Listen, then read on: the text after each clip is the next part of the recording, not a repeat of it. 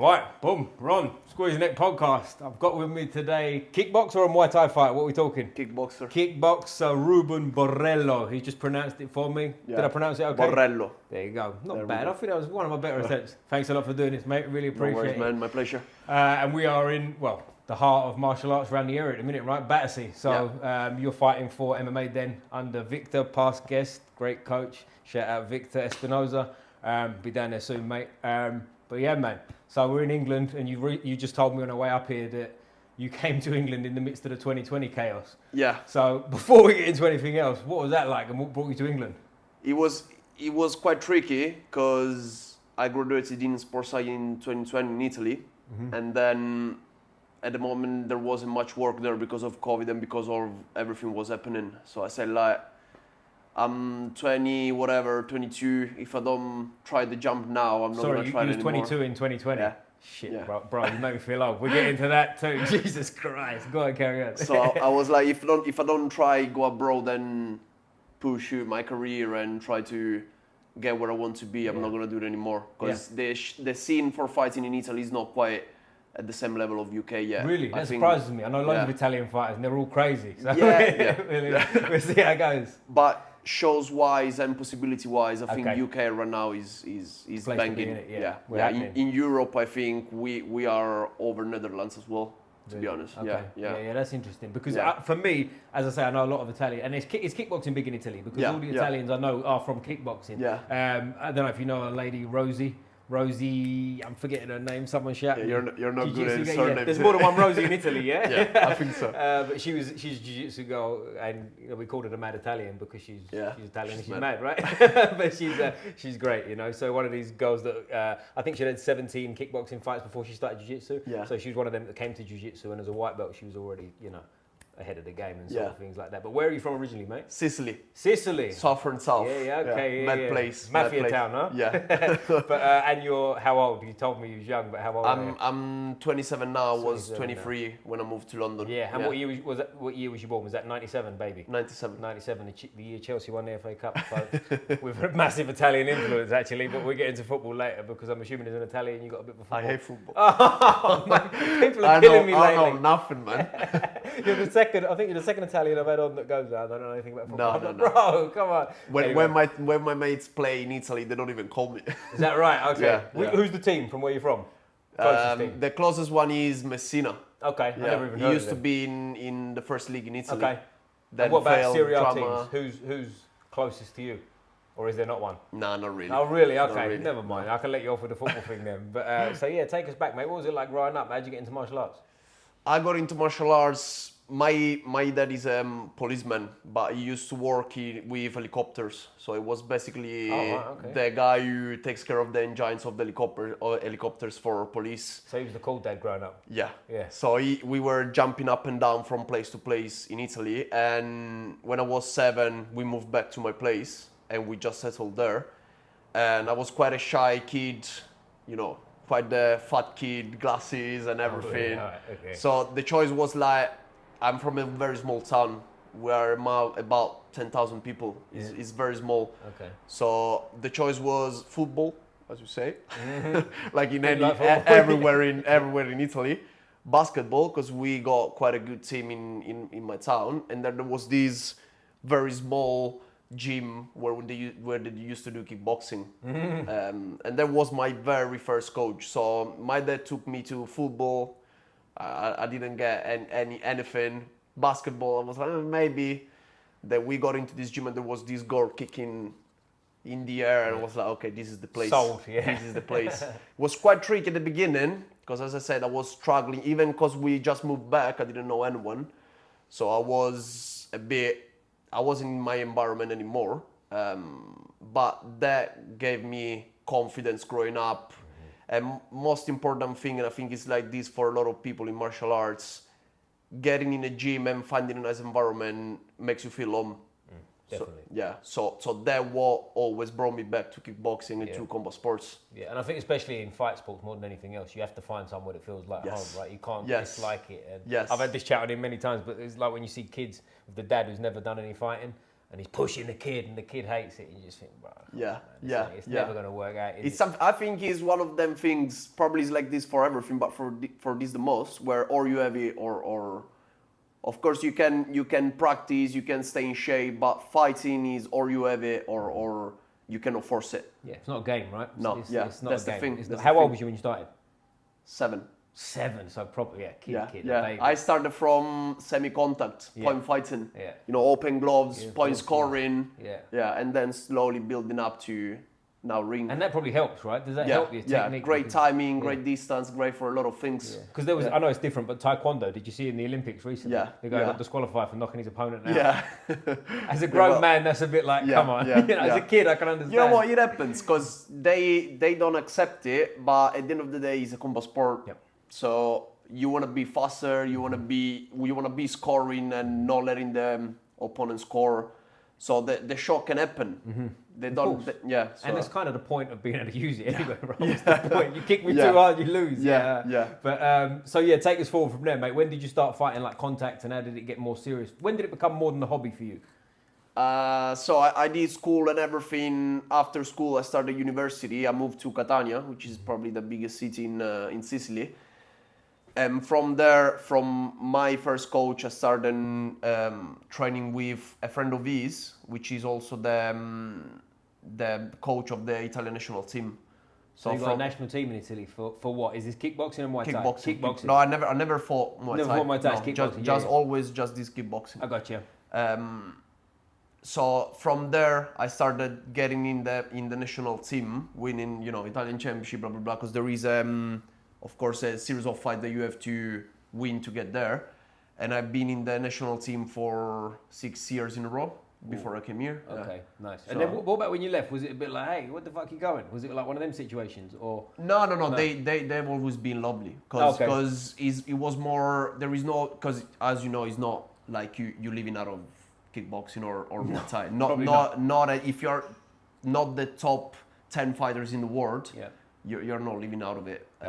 So it was like, look, I just graduated. There is not much work here. I want to go and try to get to that top 10 fighters in the world. So I was fighting maybe once a year there because it's not. There are not as many events. It's quite different. Here is literally, if you want to fight every weekend, you can fight every weekend. Yeah, right. Okay. Yeah. So I was like, listen. I think the best thing right now to do is to go and try and see what happens. Yeah. And they were like, go for it. That's good though, because a lot of coaches would be like, I've been lucky. I've been lucky because there is a lot of, especially from some coaches, is like, no, if you go there, you're not training with me anymore. Yeah, for sure. 100%. They put you in front of a choice. When for me was like, okay, if you feel this is the right thing for you, anytime you come back, you're welcome to. That's how it should be. That's how it should be. You know what I mean? And then so before we get too in depth into some of that stuff, how many fights have you had in your life? Do you know?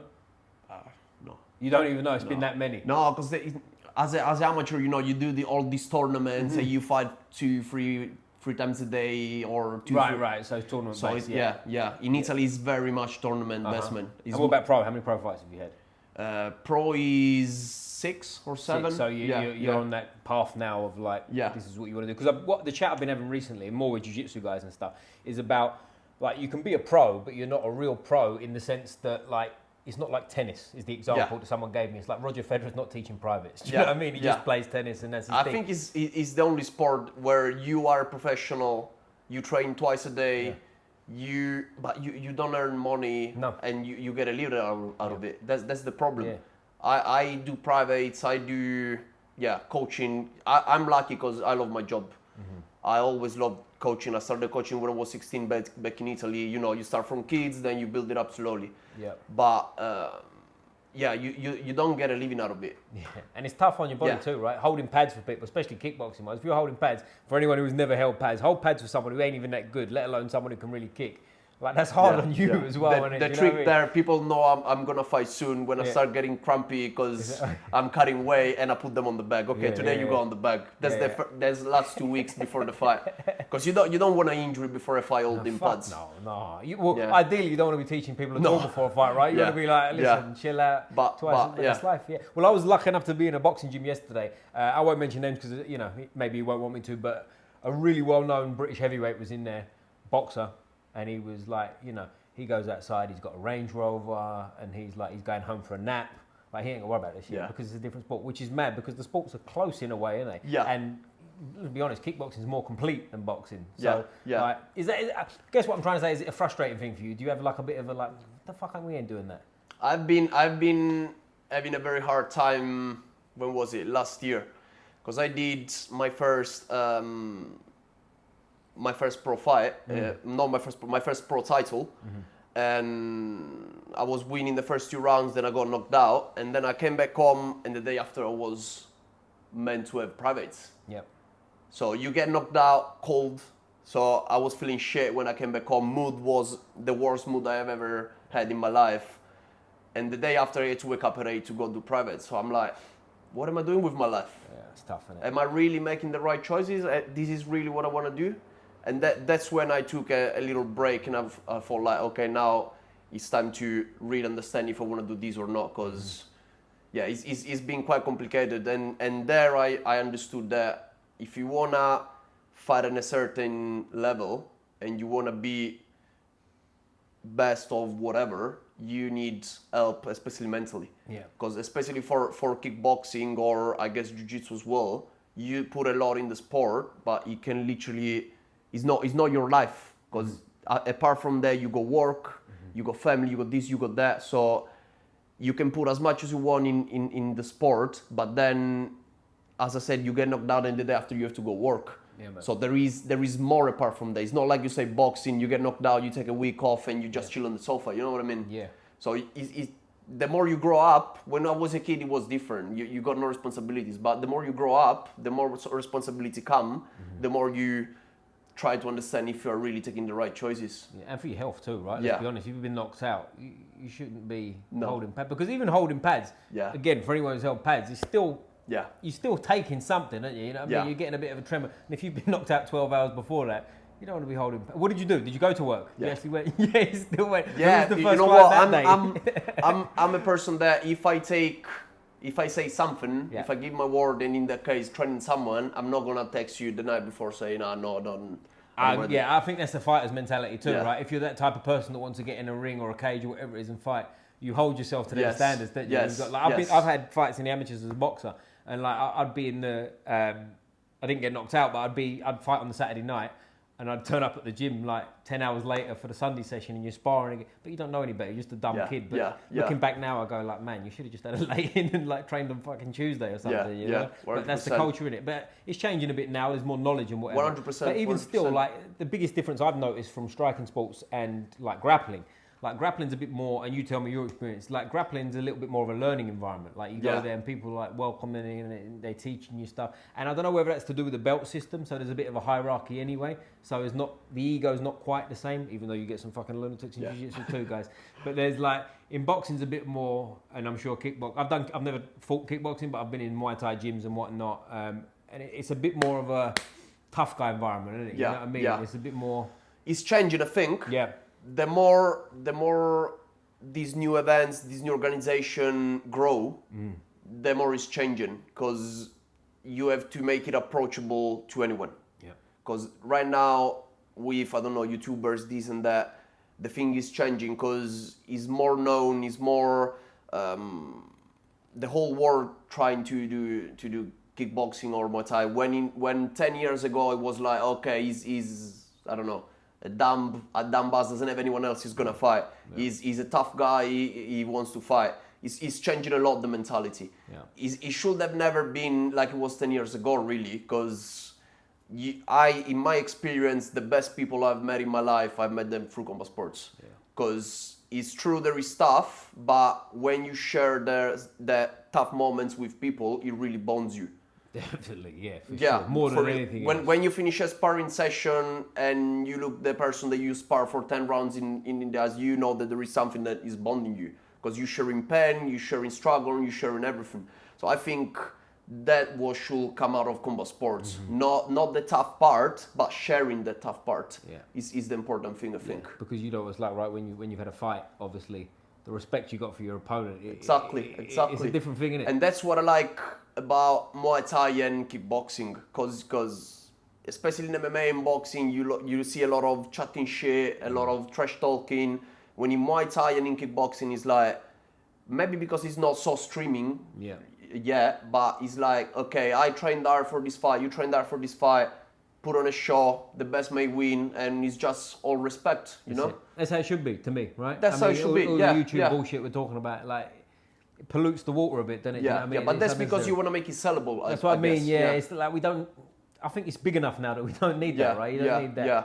The thing is, I don't think there is another sport where probably 90% of the people who watch it don't understand anything about the sport. And they think they do, which is the worst thing. Exactly, because sometimes you go under some MMA or boxing posts and you see people commenting on social media. I'm like, why are you here? Why are you commenting this? You have never taken a punch in the face. You have never been hit. You have never put a glove on. You don't know even what it feels like to eat a bag. Why are you commenting on this?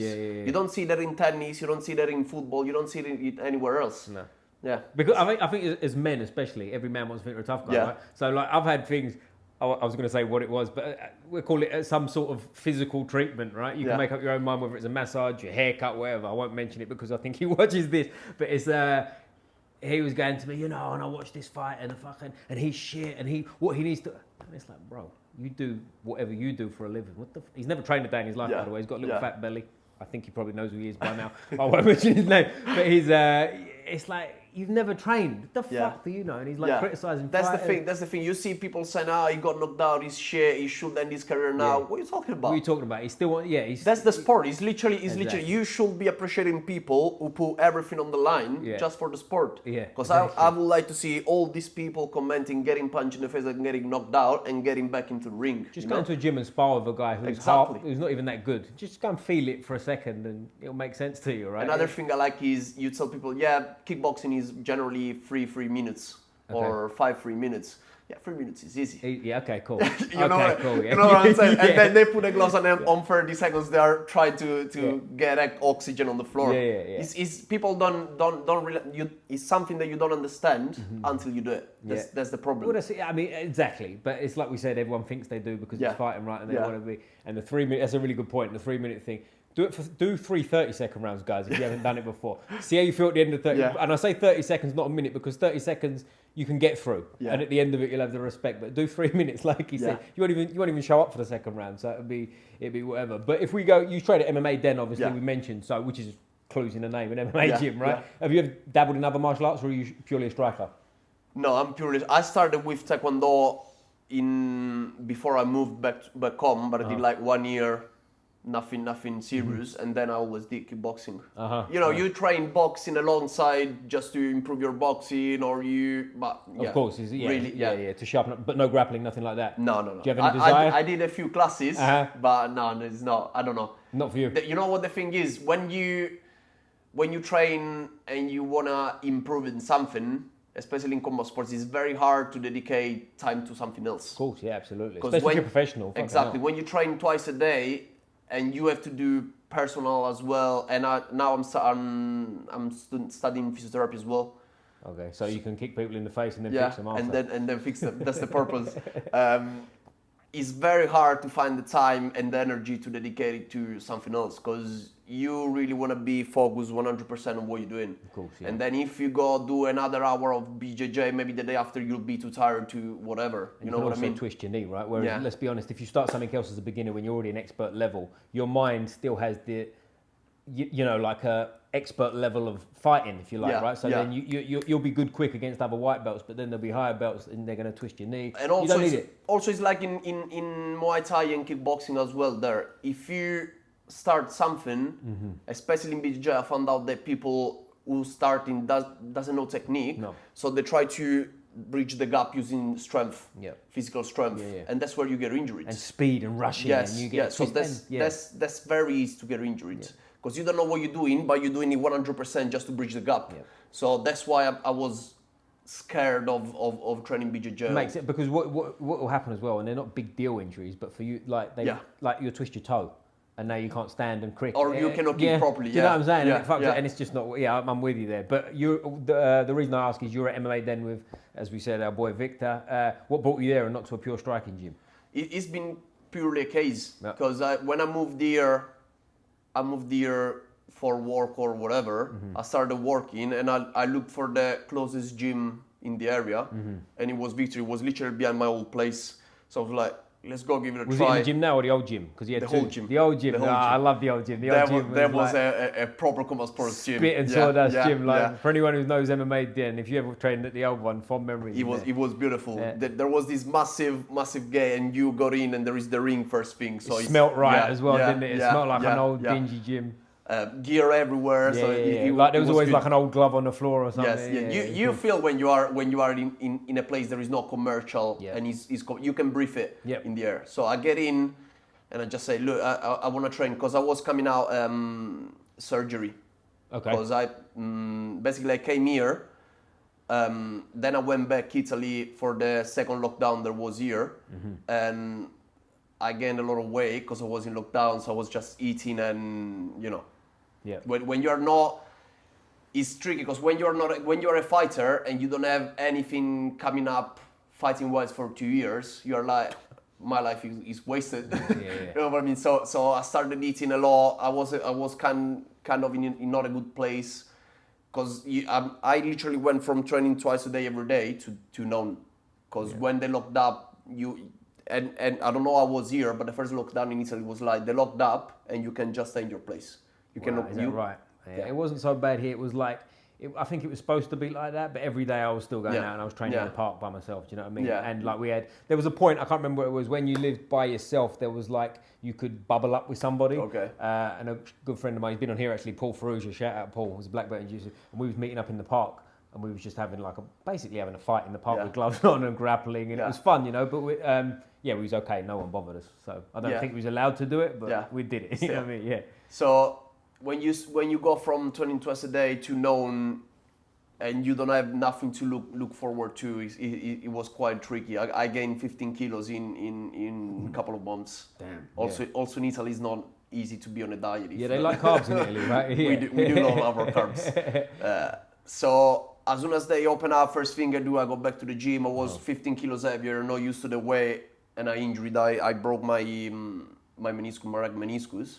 So I came back here, booked the surgery, went back to Italy, had the surgery in Italy, came back here, and straight after surgery, still a lot of weight on. I went to the gym to, let's try to get back in shape. First person gets me on the pads is Victor. He doesn't really know taking it easy. So I was 15 kilos heavier again, completely out of shape, gasping on the pads to try to survive the rounds. But they put me, once I went through it, it's a very nice environment in the gym. He did it right. That's good, man. Yeah, he's a lot of fighters, good environment. There is ego, but there is ego in the right way, in the sense that there is competition between us, but it's that competition that make you grow. It's not trying to take out the other person. Is I'm good, you're good, we level up together. So which is what you need, right? Because some days in the gym, and you know this yourself, right? Some days in the gym, you got your regular sparring partners that is close in level. Some days they have a good day, some days you have a bad day, and that's the day you need them to look after you, because some days it's just not there. But I've got my own funny stories with Victor too. I've told it on here before, but when I had the thing with Victor, I did the first time I ever met him. I went to the old gym just for I just wanted to use the bag, really. I think I'd been injured with a shoulder and I was just getting back into some training. I didn't know him. He said, yeah, no problem, paid a drop in. I hit the bag and we got talking and we ended up doing a private, I think, a few days later. And we was doing the pads and he was looking at me and I could see he was going, oh. He said, you come forward, you like to brawl, huh? I was like, yeah, cool, blah, blah. Okay, cool. And he took the pads off and he went back to the corner. And I'm assuming, as I said before, I was assuming he was getting some other sort of tool to do some boxing. Gloves on, Vaseline on the face, gum shield in. He was like, okay, we're going to do sparring. I was like, fucking hell, Victor. We're having like a full-blown like fight in the gym for like 3 rounds. But it's brilliant. Like, he's a great guy, Victor. He's fantastic. We saw recently when I saw you, actually. Yeah. I saw you at is it Fusion, right? I saw you at Fusion. Yes. And he was there, obviously. And was you fighting that night, or was it a team? No, we brought the guys to fight, Was it MMA or was it kickboxing? No, kickboxing. Kickboxing in the cage. Because for anyone who doesn't know, Fusion Fighting, shout out Mark Hobbs, who invited me down, who runs the show. It's a good event, isn't it? They have all kinds of mad stuff going on. So, like, you'll get there and there'll be like a grappling match, then the next one's a kickboxing match, then it's an It's MMA. quite good, you know. It's quite good. I think in South London is one of the best shows you can find. It was really good, man. And it's funny, like you was one of them, Victor and the guys and stuff. I saw 5 people that I knew there from different combat places. Yeah. No relation to each other. It's just like a bit of a hub, and everyone was there. It's nice. A racetrack. And it was great over there. But I fought in their show. When was it? 2 years ago or 3 years ago? Okay. It was my second professional fight. And it's a very good show. You know, they look after you. You got because sometimes you go in this show and they put you in a changing room and you don't even have the space to warm up. Yeah. Here the location is good, show is good. You know, level is okay for the place where we are. It's a quite nice show. There's a good feeling about the place, like in terms of professionalism too. Yeah, It feels like exactly. a good. It feels like the right thing. Like you said, you turn up at shows sometimes. Even like York. You don't know if you know York Hall. You know, man. Of course, famous boxing. I mean, people sort of build it up, and it's great. Shows there are great, but like if you're ever in the change rooms or something, man. It's a hard place to be. I did in the York Hall the fight that I lost. It was Combat Fight Series British title. We went in the changing room. Of course, it's not about the organization. It's an historical place. Yeah. I was actually looking forward to fight there because like people like Lennox Lewis fought there. Yeah. So it's like you go there and you're like, fuck, I'm where Lennox Lewis fought. It's crazy, man. If you think about it, it's crazy. So I get in, and I was expecting like a crazy place. We get in the changing room, and it's literally as big as, I don't know, a toilet. Yeah. And we were sweating like crazy. Victor goes to open the window. It was closed with tape all over. So we're like, oh, no windows for you. No. You better off smashing the window. No one will notice. But it's like when I haven't been there for probably, over 10 years now. But at the time, it looked like no one had touched it with any paint for 100 years. It's like an old place. And like in the change rooms for boxing's hard enough because you're punching, whereas you're in there kicking and shit. So you got no room for anything. But yeah. Yeah, it's good to say you fought there. It's history. I think it's just an historical place. Yeah. So it's very, for me, it's very. I'm glad I went and I fought there because it's as I said, people like Lennox Lewis have been there, so part of history, you know. And loads of people like in the amateurs that you probably don't even realise have fought there because they used to hold or they've held like ABA championships. Yeah. Which is, do you know the ABAs, which is like the biggest boxing amateur in the country. I was there one night in 2012 when, shout out to the boys at Earlsfield, we had 3 winners of the national title on the same show, like different ways. So it was a good night, obviously, right? Nice. But, what weight do you fight at, mate? What's your weight? 75. I try to vary a bit. 75 to 77 kilos. Yeah. So how big are you like walking around? Because you're bigger than right now. Yeah, I just came back from Italy, so I came back from Italy last week. So now I'm walking around. I came back 87 kilos. Yeah. But usually walk around 83, 85. Yeah, but that's big, right? How is making the weight for you? Is that a struggle? Hard. Yeah, it is. Yeah, it's hard because in Italy, that's another difference. In Italy, there is not really the culture of cutting weight. Yeah. You more or less fight at the way of your that you walk around to. Mate, we all need to move to Italy, I think. Don't we? That sounds like the best way to be. Yeah, man. No, not really. No. I wouldn't be here if it was the case. Yeah. But then first time I fight pro, Victor tells me like, okay, now we need to cut weight. And I'm like, what you mean? And you're weighing sort of what, 83 kilos at the time? I was 82, 83 kilos. And the first one we did it at 77. So you're like, what the fuck are you talking about? Yeah. So we went through, diet, then started baths and sauna and all that. But that's another thing that or you do it properly or it really can affect your performance. There was my first pro fight. Still, we did 77 and I was starving up. I've never been starving like that in my life because I've never tried it, so I didn't even know what I was doing. Yeah. Victor, of course, we did it together, but I never felt that in my life. Yeah. So it was where was it? In Croydon, the fight, still Combat Fight Series. Is this the Fairfield Halls? Is it? Yes, yeah, in the Fairfield Halls. Another famous place for boxing. Very nice. I get down at Victoria because I was coming back home, and I see this McDonald's in front of me. I'm like, if I eat this, I'm gonna feel sick. Before the fight? Yeah, straight after the wake up. First thing I do, I get down at Victoria. If I eat this, I'm gonna feel sick. Fuck it, let's give it a try. Man, worst decision I took in my life. Worst decision I took in my life. The day after, I was actually half a kilo lighter than I weighed in because I literally couldn't put anywhere on. Yeah. Well, that's how it goes sometimes, isn't it? Sometimes, Yeah. sometimes you can't eat either when you've starved yourself like that. I was proper sick. You was proper sick. You I actually was let it proper go. sick. Yeah. Because I've had different experiences myself. I don't know how you felt. Like sometimes after I've starved myself for things, I can't eat. I'm just like. But that's. But then other times I'm like, I'll eat anything. Like I'll even eat the cardboard box it came in. I've been talking with a few nutritionists. Yeah. And the difference is you try and put as much weight as you can with food. Yep. When really, because you dehydrate yourself, you want to start with the water. Of course, yeah.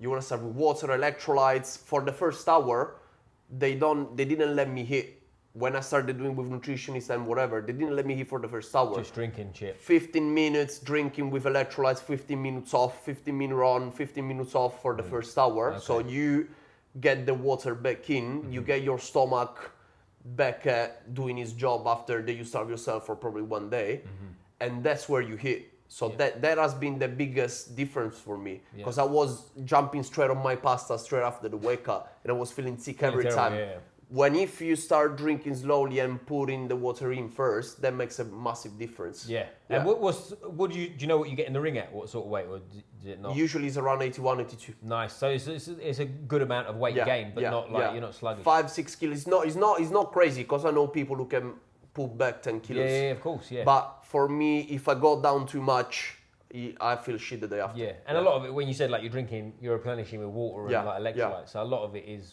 backing your muscles quick, isn't it? It's not you're not sitting on it. I think it's very person to person with the weight cut. You really have to find what works for yourself, and you need help, because a lot of people do it on their own and think they can do it on their own. That's why people study.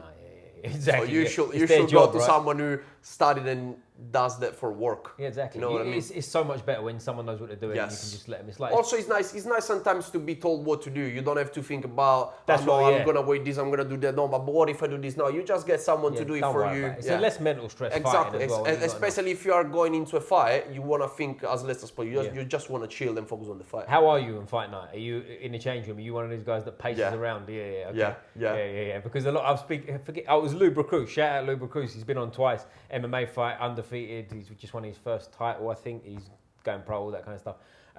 But he said in the change when we was talking about that, and he said he's quite cerebral and he sits and he thinks about it and stuff. And if I'm butchering this, Lou, let me know in the comments, mate. But I think that's what you're saying. He's like, he sits down, he's cerebral, and but I can't relate to that at all. When I was in the change room, I'm pacing like a fucking tiger. Yeah, you know what? I'm a very anxious person. Yeah. Very anxious. I remember when I was a kid, we went with the national team in, where was it? Slovakia, I think, something like that. And literally 5 minutes before I went, I used to do mats back at the time, so point fighting still. I 5 minutes just before I get in on the mats, I'm like, something is wrong. So I take off the gloves super quick with still the wraps on. I run in the toilet and I start throwing up.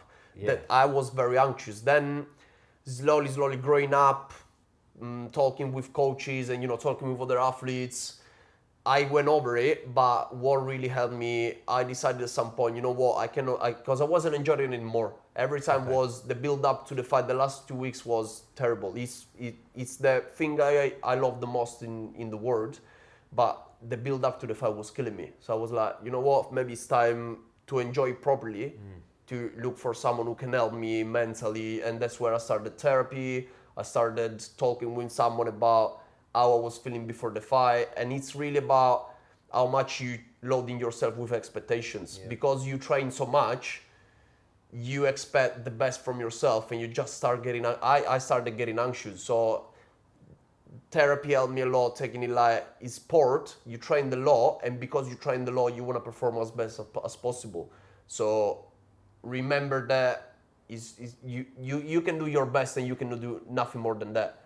So if you do your best, whatever is the outcome, of course everyone wants to win. Don't get me wrong. I'm pretty pissed when I lose, but if you gave your best and you lost, if the other person was the best man, what can you do? Head down, you can just do your best, and that's all you can do. I think it's true, and and if you go in there with an attitude of all I can do is my best, it makes you better anyway, doesn't it? Because it just takes so much weight off it. Exactly. And the other side of that also is like when you're nervous and whatever, the opponent's fucking nervous too, isn't it? We all feel the same Yeah, by and large. You know what I mean? Someone, I don't remember who, at some point told me like, look, you're being nervous, but at the end of the day, the other guy has 2 arms, 2 legs, and 1 head like you. So he's gonna come with the same shit that you are going to come with.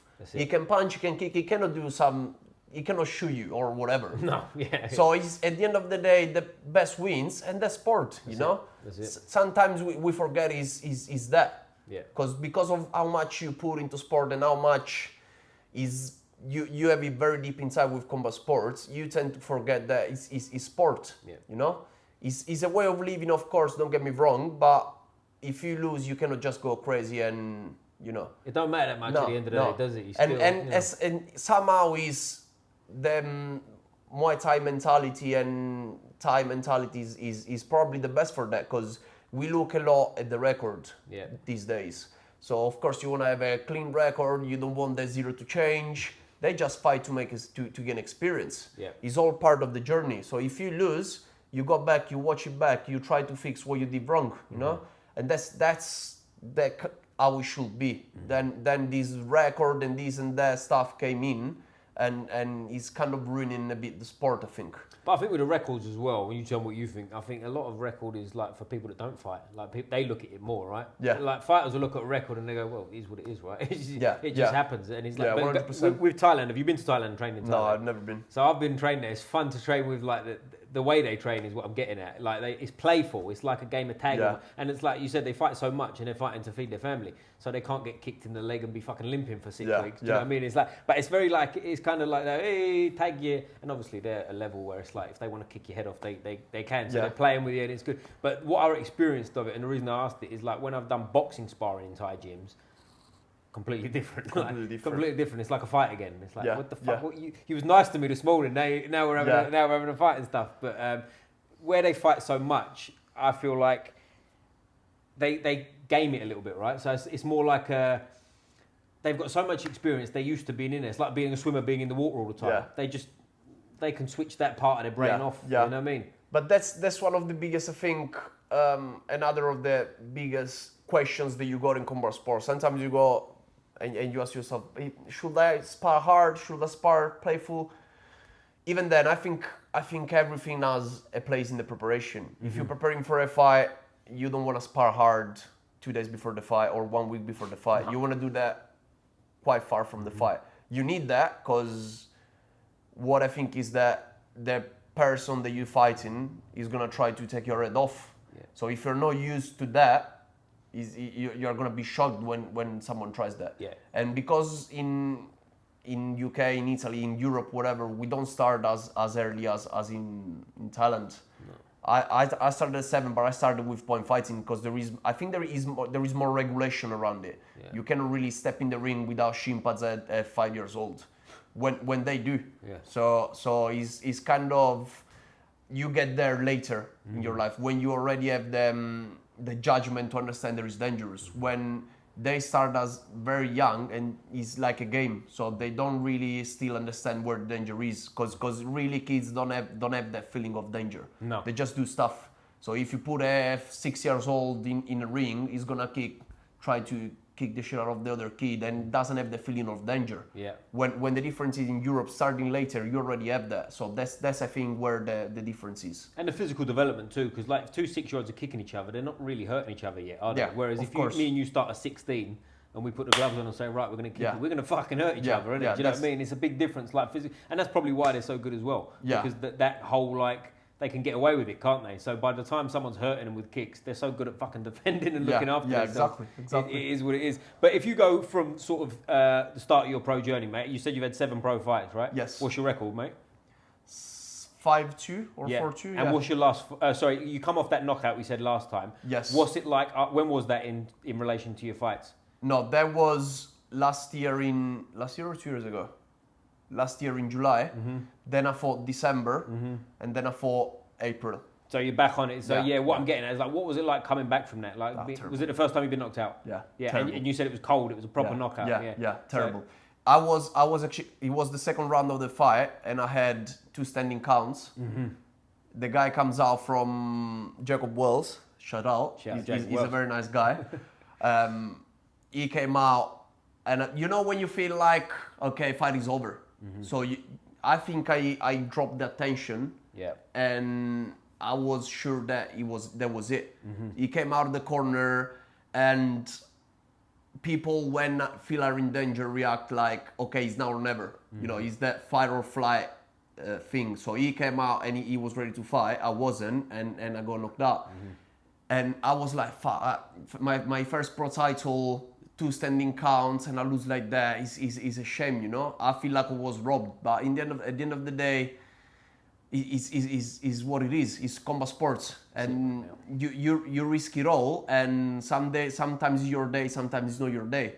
But as I said, I took some time off. I went into therapy. I tried to see if that was really what I wanted to do, and then I went back at it in December. I don't know if you know Ron in the show. Jeremy Bailey runs it. No. He's in Basingstoke. Okay. So I went there. I fought in Basingstoke, won on points. And then this year I fought in April in Idman Fight League versus CFS. And I won by knockout in the second round. So yeah, pretty good. So since you lost, it shook it off and got back. Because you know what, it's one of those things that breaks you or makes you, I think. I decided that I want to keep fighting, and that's what I like doing, despite anything, and I don't want that to happen again. So, no good time. I'm not looking forward. So. But out of everyone I've spoke to on here that's come back from a knockout, you seem like you've taken it the best. Like it was just like you seem like you got on with it and just got back to business. But what can you do rather than that? If you want to keep fighting and you wanna enjoy it, you cannot stop and think how you got knocked out. No. It happens, I guess. The other thing is that I don't remember anything about it. So probably that helps. So as far as you know, I woke up in the same changing room in New York, looking at my tie shorts and thinking, okay, maybe I should take them off. I don't remember his hand being raised. I don't remember doing the medicals. I don't remember anything. Was you aware of what happened when you afterwards? I knew what happened, but I don't remember how it happened. Yeah, because that's when you hear sometimes as well, people like where they go, oh, right, it's time to fight, and they're like, bro, chill, you just been knocked out. Yeah. Like, okay, cool. No, I was in the situation. It's just the memory that is missing. But I think it's fighting in general, right? A lot of the time, sometimes like you don't even remember what happened and nothing really happened bad, right? And it is what it is, isn't it? But you come back from it, guys. If you're gonna don't get knocked out, but if you do, take it like this, man. Like try this. Yeah. But that's another thing. I think this toughness in the sport don't allow you to ask and talk with people. So you got knocked out, okay, I'm tough, I can go over it. It's not like that. It's a trauma. Yeah. It's literally trauma. I think you have to deal with it, right? Like you have to deal with it, but you have to do it the right way. That's why I decided, okay, you know what? If I want to do it right, I have to talk about it with someone who actually understands what's going on. Wow, okay. So that's when I decided to go into therapy and try to, think about it. Because I was like, I don't even want to see the video. I don't even want to talk about it. I was kind of ashamed because you prepare so much. There is expectations on yourself. You lose like that and you're like, oh man, I'm going to go to the gym tomorrow and I got knocked out yesterday. You know what I mean? And in order to process all of that, you have to do it with someone who actually understands what's going on and can help you. And that's when I decided to go into therapy. And I'm still seeing these therapists once a month, once every 6 weeks. And we talk about it. We talk about stuff, nice. how to manage the expectations on yourself, how to try to prepare for the fight. So the mental aspect is very important to me because I told you I'm very anxious. So I try to talk with someone and try to take that anxiety and channel it in the right way. Yeah. You know what I mean? So I think that helps a lot. So what was it like fight night for your next fight after that one? You won, obviously. You said you won on points. How was it like that night? Was there some demons cropping up? Not really. No. I fought a guy from 21st Century Gym who then fought the guy I lost to and won. That's how it goes, yeah, isn't it? That's it's crazy if you think about it, but that's how it goes. No, I didn't really have anything coming back into my mind or some, you know. And also to touch on that as well, like you said, he beat you, you beat him, he beat him, Yeah, and it yeah. goes round. But also, we're not all the same on different nights either, are we? Some nights are better than others. Some nights you feel great, some nights you don't. And you know, it's style makes fights, you know? Yeah, definitely. Everyone has his own style. He can be more effective with someone and he can less effective with someone. So at the end of the day, that's what it is. That's it. And you got through it and you beat him anyway, so Yeah. fuck it. We're back to the races. Yeah. But if you go from there, man, like you've got a fight coming up, you said to me, right? Maybe, potentially. Can we talk or not? It's been a bit of a weird year because I was supposed to fight in February. The guy pulled out, and then I fought the same guy in April. That's the fight I told you I won by knockout. And then I was supposed to fight in June for a European title. And that mess happened in the same show I was telling you about, the running show. Okay. So basically, they float this guy from Norway for this European title. The guy comes in, doesn't say anything, all good. The day of the weigh-in is 3 kilos overweight, 2.5, and I'm like, you know what? Listen, what do you do after 2 months that you train for that fight? What do? You say like, no, you are 2 kilos overweight. I'm not gonna fight. Of course, I say like, okay, let's go on. And the day of the fight, he calls the organizer, Jeremy Bailey. He's been a real gentleman. Probably we're gonna run it back on the 7th of December. No, with the same guy. Yeah, fuck that guy. Yeah. Same day of the show, calls in and I'm sick, I cannot fight. Come on. At a certain point, you just don't want to fight, right? That's what I'm saying. That's what I'm saying. So it's for me. I lost so many months of preparation. I didn't accept other fights because I was looking forward for just prepare for the European title and give my best in the European title. But then I think also the organizer, because he put on a show. I was the main event, being a pro European title. So can you imagine putting on an event and your main event pulls out because he's sick? Mate. The money he lost, people there too, exactly, right? exactly. The money he lost by flying him from Norway, paying him accommodation. Jesus Christ, man! So he paid for him to come over, and the guys just decided, basically, nah, I don't fancy it tonight. That's what it is, literally. But some people, I question sometimes, and not at the same level, obviously. But do you know Joe Joyce, the boxer? Yes. Heavyweight boxer. We was in the same amateur club together, right? Okay. And I was there on one of his early bouts. Might have even been his first bout. But he was, you know what he looks like. Have you met him in person? Joe Joyce. He's 6'6". Yeah. You know, he looks Massive. the part. He could do backflips at like 100 something kilos. You know, he's imposing. He's got a big scar on his eye. You know, he looks the part. And there was a guy there weighing in who was probably the same size as me, but fat and like fighting at heavyweight, right?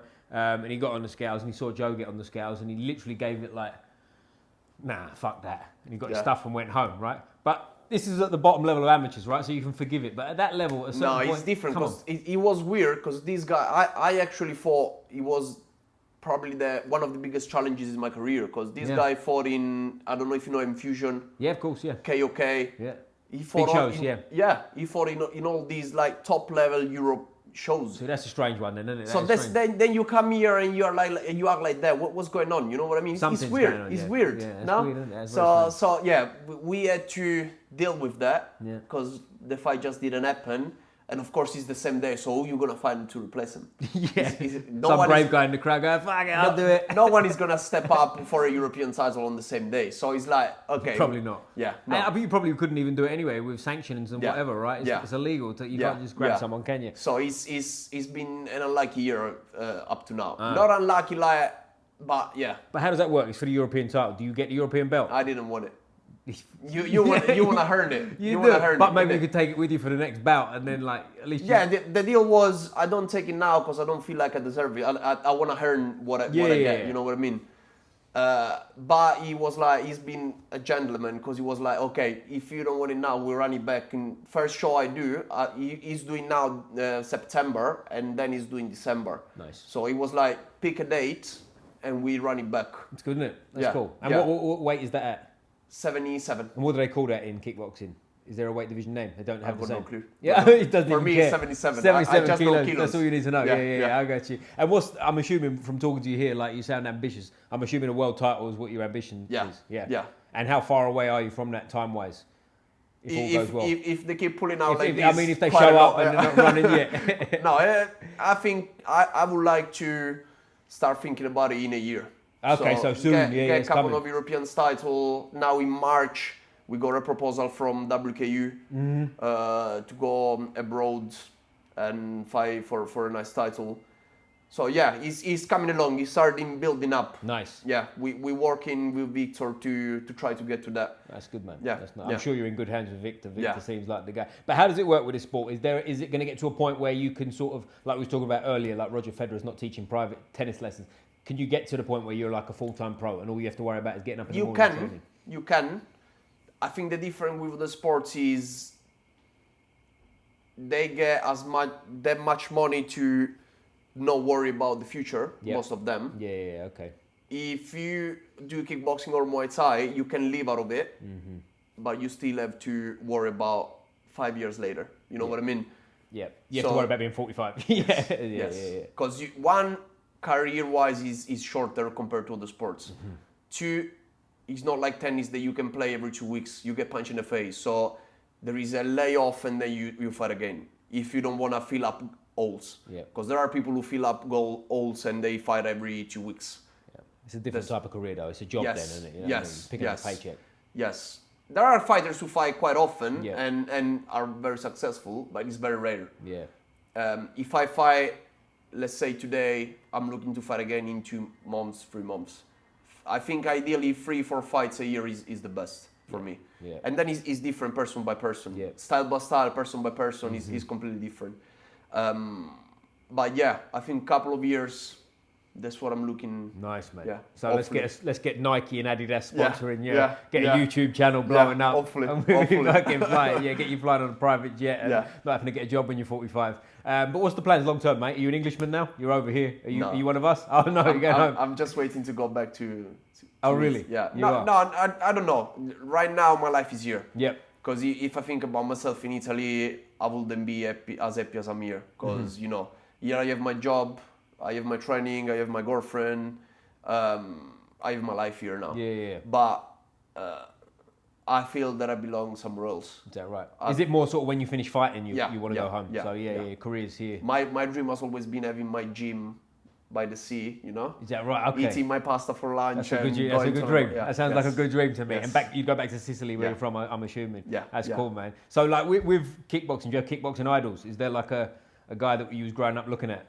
Or is it not the same? There is plenty. We got one of the best kickboxers in history in Italy, Petrosian. Okay. Yeah. So I've always been looking at him. He's fought on like Glory and all kinds of shit, right? He won Glory, he won championship, he won everything you can think about. He's crazy. And this hour, I love Ernesto Hust in the heavyweights. Yeah, there are quite a few. Back in the day, Ernesto Hust. Yeah, cool. I did a seminar with him actually a few months ago. Yeah, nice. Cool. Where was that, over here? Yeah. That's cool, man. In Red Hill, massive guy, man. Okay. Crazy. Is he you look at him and he's like, oh fuck. Yeah, really. Massive hands. Yeah, crazy. Is he, even still, because he's getting on now. How old is he? Probably he 50s, must be around 55, something like that. 55. Yeah, he's getting older. Yeah, but he's a nice guy. Very nice guy. Sometimes you idolize these people and you feel like, I'm gonna be there, how he's gonna be. He's a nice guy. That's what I like about this sport as well. He's all humble people. It's very hard to find dickheads, and if you find them, there is a natural selection. They straight away get put out and of course. And it's the type of people too. Like it's the cliche, innit? But most people that get into fighting don't come from money, do they? Do you know what I mean? So they're real people. They by the time they started,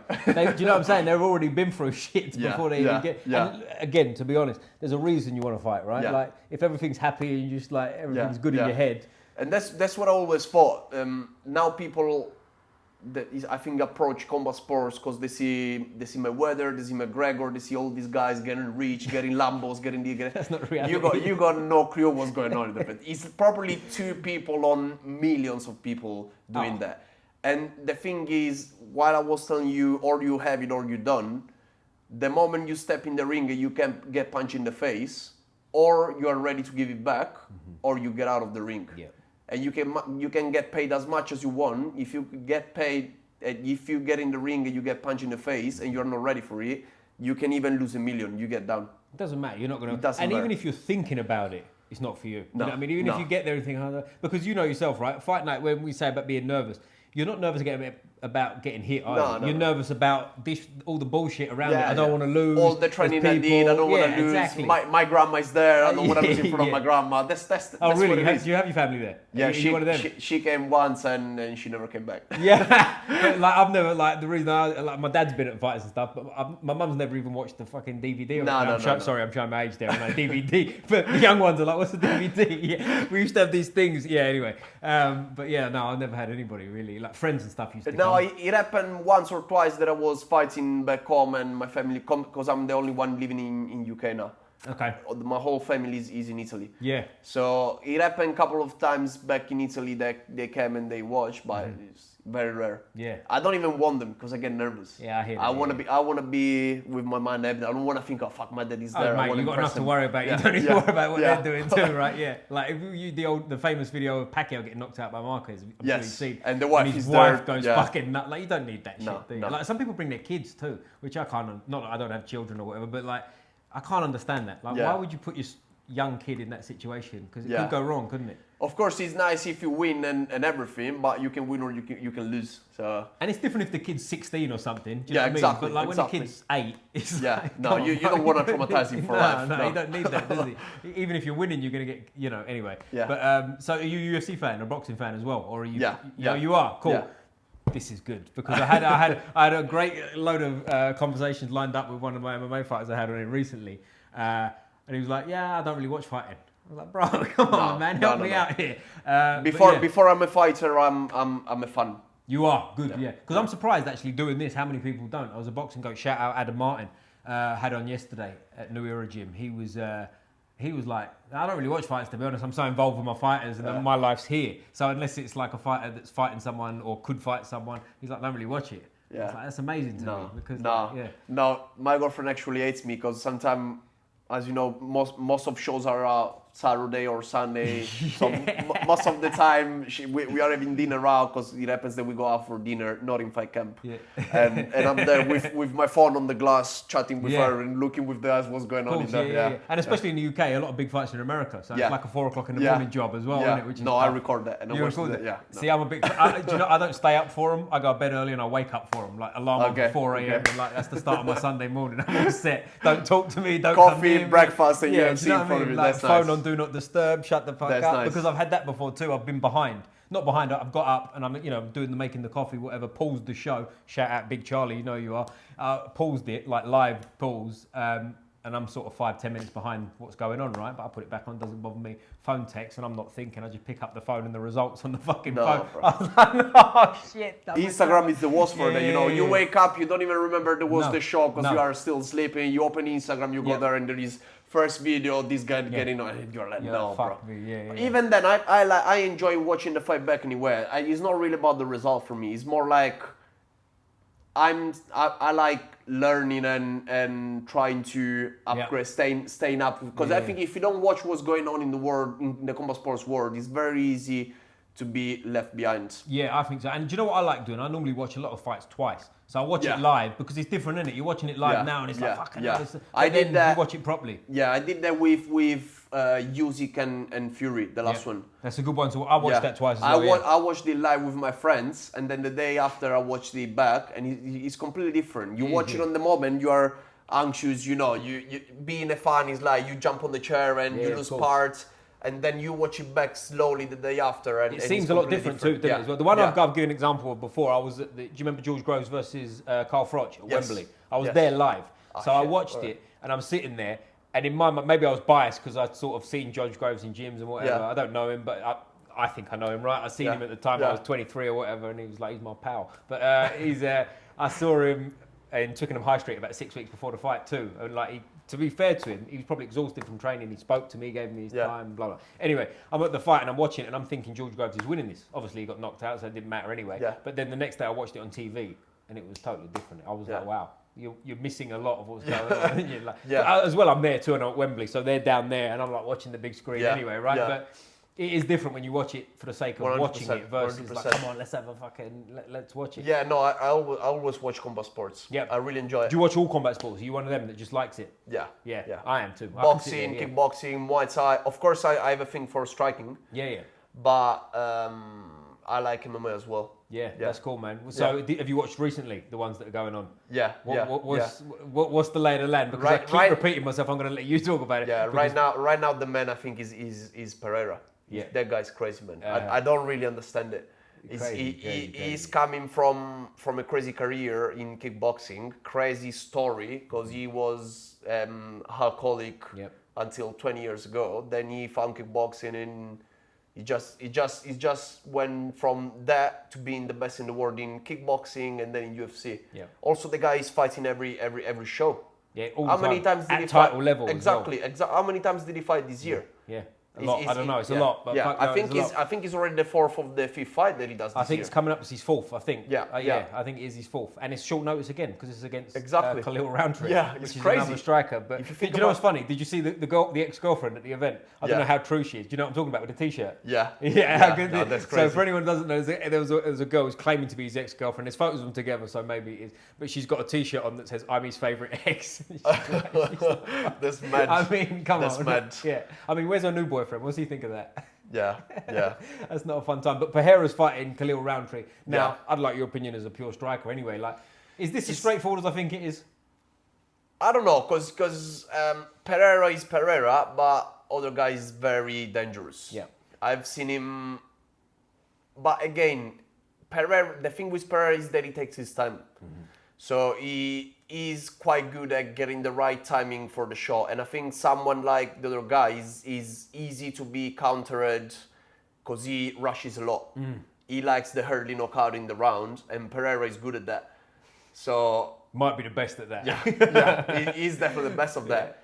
But again, I don't understand how you get that, because he both in kickboxing and in MMA. Because MMA, you can say, okay, he's the 4 ounces gloves. Mm-hmm. But in kickboxing, he was turning out people with one punch. The left hook is insane. And to be honest, I think sometimes, like a pro glove, for anyone who doesn't know, a pro glove ain't to protect his face, it's to protect your hand. Your hand, yeah. If you ever put one on your hand, they're fucking hard and they're solid. And they probably hurt more because they're heavier. Yeah. Like, do you know what I'm saying? If I hit you holding 10 ounces versus holding 4, you make up your mind. I don't think the 4 ounce thing makes him knock out people more. I think it probably hurts also the other thing is, having 10 ounces, I think you get more shots. Yeah, of course you do. Yeah, you tolerate more shots. So when the right one comes, and you had 10 before, it's easier, I think, to get knocked out. And it's also the standing count shit as well. We spoke about earlier when you had standing count. If you knock me down and I get up, I'm still fucked from the knockdown. Yeah. And carry on fighting. In MMA, I ain't got that luxury. Yeah. Do you know what I mean? If I go down, you jump on top. 100%. I don't know. He's one of them people that I would like to get punched once in my life from him to understand what it feels like. Yeah, take it in the body. You know what I mean? You know what I mean? He's crazy. He looks like he turns out people with one punch. And I'm like, how powerful do you have to be to do that? Yeah. I think rather than power is more timing. Yeah. Because he's very good at that. Yeah. He's very good at that. So yeah, and when they come together, that's I have this thing. I would like to get Pereira to punch me on in the face or on the body and see how that feels like. Oh, there you go, Pereira. If you see this, we've got someone willing. If you see this, that's it. We can test it. Yeah, exactly. And do you want to see him go to heavyweight? That's the big question. Yeah. Should he go to heavyweight and get that? Well, I say get that belt. It ain't quite that straightforward, is it? But if he does, I would like to see that. I think there are people in heavyweights that have the style to challenge him. Yeah. Also, at a bigger way, I think there will be quite a few interesting fights. One of them is Aspinall. Of course, yeah. I think he's got the right style to fight against him, because he's very much on his feet. Pereira is different because he's there and he waits. Mm-hmm. When you got someone that is good at getting in and out, mixing it up, moving a lot in the cage, they're both strikers. Mm-hmm. But I think he's very different striking. Yeah. So he's got a level of athleticism for a guy that big as well. Yeah, crazy. I don't understand how he does it. I was on Instagram a couple of days ago, and there is this video of him challenging gymnastic guy. Is that right? Okay. Yeah. So he's doing backflip, front flips, handstand. I'm like, bro, you are like 120 kilos. I'm 70 kilos, and if I try to do a backflip, I slam my face on the floor as hard as possible. So he's crazy. Yeah. I think in heavyweights there are quite a few interesting fights for him. But another good one, I think they are talking, I don't know if it's a thing or if it's just Instagram talking about getting him to fight. What's the name of the guy you just beat at Desania? Duplessis. Duplessis, yeah. Duplessis, yeah. That will be an interesting fight as well. You know? I think if we see it, I'd like to see it at light heavyweight. I don't want to see Pereira go back down. No, I think he's like he got knocked out by Izzy at middleweight, right? But I got to think that's because of the weight cut. Yeah. I think let's be honest, if they fought at 205, does anyone give Israel Adesanya a chance? Yeah, no. I don't. You know what I mean? It is what it is. But I'd like to see the fight, but let's get Duplessis going up for me. And also is when you don't cut that much weight for a while, you do it again, you feel it. And at the age, he's like in his late 30s. Do you know what I mean? You've got to be careful with that shit. The great example in the past in boxing was Roy Jones. I don't know if you're familiar with Roy Jones' story. For anyone who doesn't know, if you don't know, just turn the channel off, watch something else. But he went up to heavyweight, came back down to, and he was like unstoppable through his career. One bullshit loss, which he avenged, and then came back down. And it just fell apart for him because of the weight, you know what I mean? And anyone who doesn't know Roy Jones, I'm going on a Roy Jones rant here, but he's, I know people that have been around him and met him in person, and they said he's about the same size as me, like frame. Obviously, he's a genetic, he's got muscles coming out of everywhere you can have muscles coming out of, but in terms of stature, they say he's similar sort of, and to go all the way up to heavyweight is insane, you know? But he's one of them people that are born with a gift. Yeah, some people. Yeah, that's it. You said it. Some people are born special. Of course, if talent doesn't work, you're not going to do anything with it. To a point, right? Because some people are born special, aren't they? Like, he's one of them. I won't mention it again because I've mentioned it on a couple of podcasts. But there's a kid in the gym, jiu-jitsu, who's 11, and I watched him do jiu-jitsu, and I was just like, I've just watched Michael Jordan of our sport. It was like, Jesus Christ, you know. But they're out there, aren't they? This thing's happening. Yeah. Especially in sport, you really get to people that it's very hard to find people that are super talented and are keen to work hard. Yep. But when you get the combination, that's it, mate. You don't stay. You don't stay behind them. That's it, man. Mayweather. If you think about Mayweather, if you think about I don't know Roy Jones Jr. We were Mike saying. Tyson. Yeah. They're out there because you can't make that distance up, can you? Like someone like I'll give you an example as well, and he's had a few losses and whatever. But Anthony Joshua. Yeah. Like I didn't know him, but I saw him at some sparring sessions. Like he was at a different club in London when I was in the amateurs, and like he looked like that when he was I think he's a year older than me, and I saw him when I was about 18 or so. So he would have been like 19. And you look at him and go, Jesus fucking Christ, where's that come from? It's like from a different planet. You know what I mean? Like, but there is even different. One is start delay, and two that's physical capability. Yeah. If you look at his boxing, I'm not saying he's a bad boxer because of course he's being world champion, but I think there are technique wise and strategy wise and IQ wise way better heavyweights than him. And boxing heavyweights are different. Yeah. It's almost a different sport because exactly. You can rise faster because a lot of reasons, but there's not that many people that are that big for starters. And when you do, like I said with Joe Joyce, the guy who he was fighting was a little fat guy. Yeah. I would have beat him weighing 70 kilos or whatever I was at the time. Do you know what I mean? Yeah. And it's like you go through a lot of them, so you get to the big show fast. And there's also a benefit in that too, in a way, I think, right? If you're getting used to knocking people out, it doesn't matter if they're not that good. You're still knocking people out and you're getting that confidence that comes with it. You're getting the reps, everything's 100%. Going. So by the time you're in a fight, hey, I've already arrived, you know?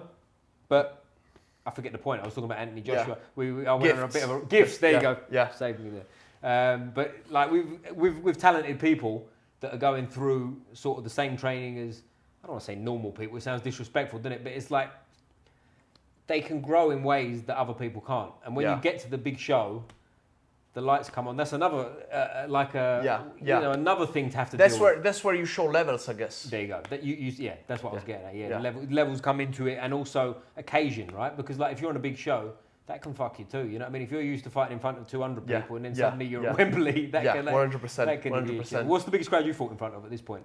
Your call, probably. Your call. Yeah. Is it with the balconies? Is a special place. Yeah, it's nice. It's nice. It's not really massive, but when you know that you are in the place, people fought in the place, you know, it's quite. The crowd's on top of it too. Yeah, the crowd. That's the other thing because people is literally 1 meter from the ring, so you hear all the screaming. It's quite. If you're not good and focused, it's quite overwhelming. That's it, man. Yeah. So who's your favourite fighters, mate? Who are the guys? I mean, we said Pereira, but we can go historically. We can make it boxing, MMA, kickboxing, whatever you want. No, I'm gonna say on kickboxing. I don't wanna go too far. Yeah. Probably in this hour. Okay, and okay, old school, good on you, man. Yeah, nice. no, I'm from my K1 Max back in the days. Back in the days. I mean, how old did you say you are? 27? 27, yeah. Yeah, man, I wish I was 27. I was talking about things back in the days. Anyway, but before we wrap up, mate, I always have a bit of fun with people. You already kind of killed it at the start when we said about football. I'm going to ask you a question, and I'll see how well you know me. Who do you support, man? Who's your football team? I don't support anyone. I know, but who do you support? They start with C, they're kind of local, they play in blue. Chelsea guys. Yeah, that's what you meant. Big up for God Chelsea bless, football. well done, you can come again. No, but before we wrap up, mate, anything you want to plug, we'll put your Instagram and anything in there. Any other things you want in the description, anything like that? No, it's all good. It's been a pleasure to speak with you. I appreciate you, man, so much. Man. What is your Instagram, mate? I'll put it below, but shout it out anyway. There is work one and there is personal one. Whatever one you want. I do strength and conditioning as well for fighters. Cool. So you can find me on Instagram, Combat Lab. So if you're looking to get stronger, faster, and getting a bit of cardio. You just want to be awesome all round. Follow this base. That's it. That's my guy. Nice. I'm the guy. And we'll put MMA then because that's where you fight off, obviously. Yeah, shout out to 100%. Victor. But we always finish, mate. Always stick the fists up like this. Yes, sir. Squeeze the neck. Boom.